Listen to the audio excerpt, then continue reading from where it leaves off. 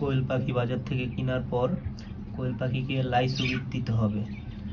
লাইসোভিট দেওয়ার কারণ হলো কোয়েল পাখি কিনে আনার পর কোয়েল পাখি দুর্বল হয়ে যাবে। এই দুর্বলতা কাটানোর জন্য লাইসোভিট মেডিসিনটা দিতে হবে।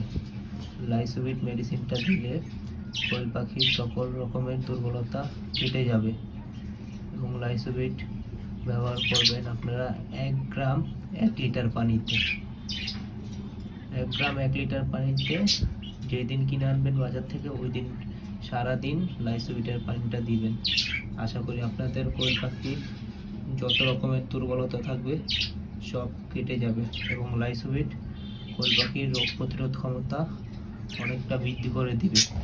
তাই আপনারা কোয়েল পাখি কিনে আনার পর কোয়েল পাখিকে অবশ্যই লাইসোভিট মেডিসিনটা দিবেন। আশা করি আপনাদের কোয়েল পাখি